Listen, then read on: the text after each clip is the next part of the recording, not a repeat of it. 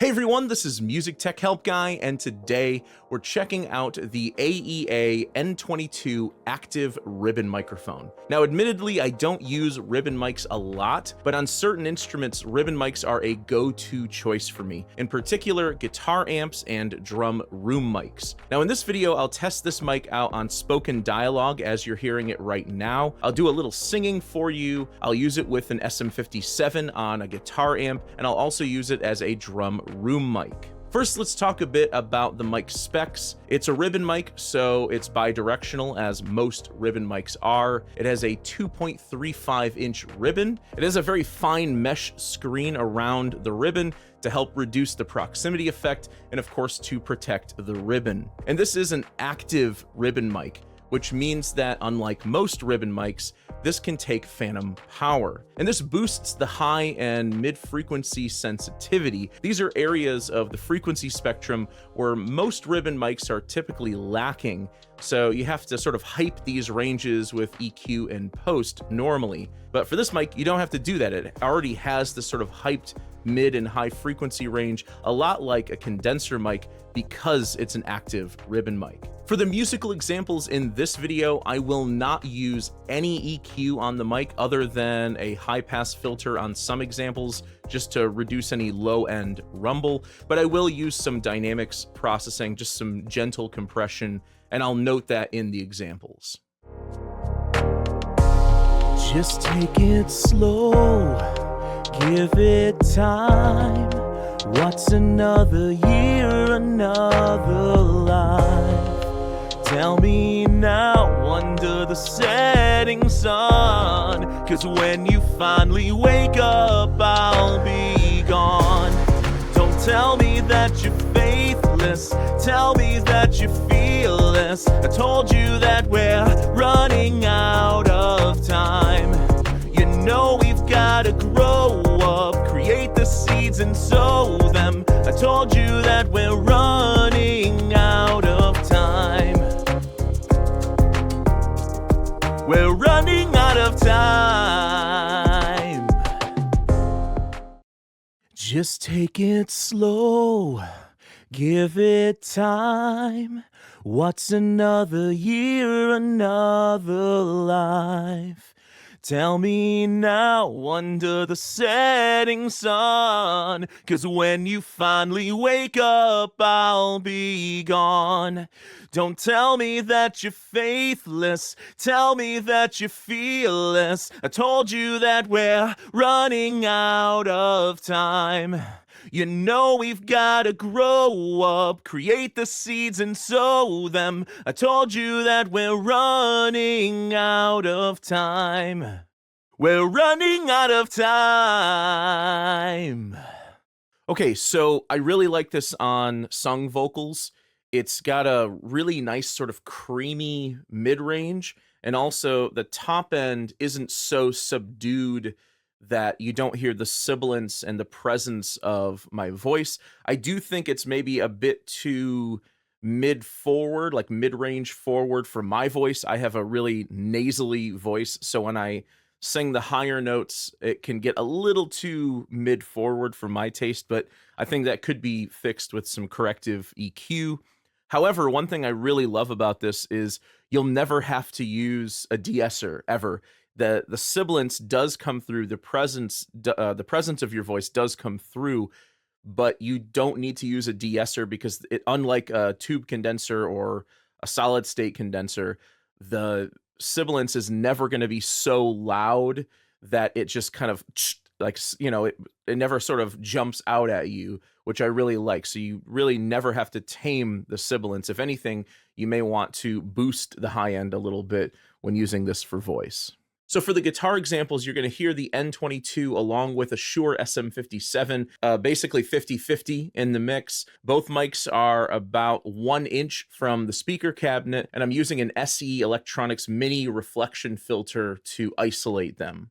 For the guitar, I'm using a Schecter Reaper 7-string guitar. This is a 27-inch multi-scale guitar. I have it tuned in standard tuning, but down a whole step, so it's standard A. And for the amp, I'm using a Hughes & Kettner Grandmeister 36. I'm using the 5-watt mode. And then this is going to a Hughes & Kettner 1x12 cab with both mics on it.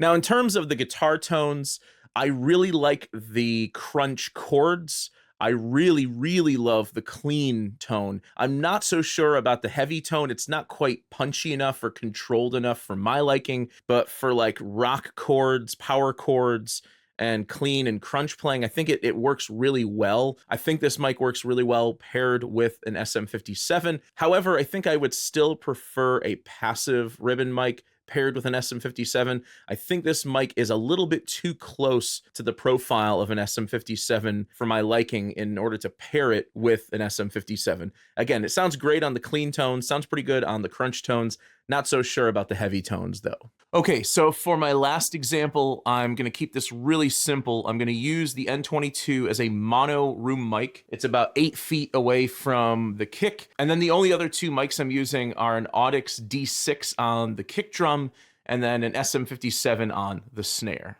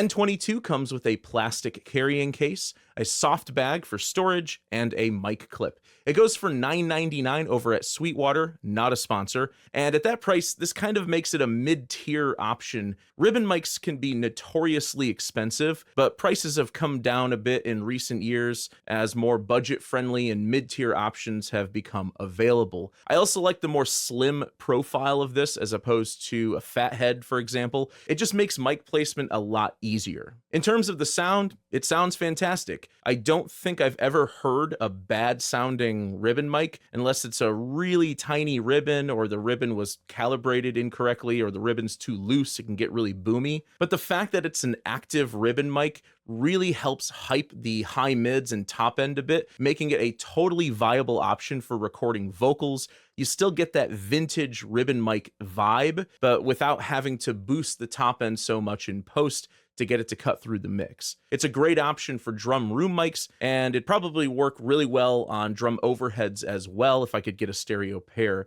Obviously, ribbon mics sound fantastic on strings and horns and woodwinds as well, so I think it would sound great in those applications without having to boost the top end to get some of the higher overtones in those types of instruments. It sounds great on vocals, it sounds great on spoken dialogue. It's got enough of that high-end lift because it's an active ribbon mic that you can substitute it for really any purpose where you would normally use a condenser mic. So that's the AEA N22 active ribbon mic. It's a fantastic sounding mic, and in the grand scheme of things, it's actually a pretty affordable ribbon mic option. If you want to check it out, I've left links to it in the video description below. If you like this video, please leave it a thumbs up and subscribe to the channel to see more content like this. As always, thank you so much for the support, and thanks for watching.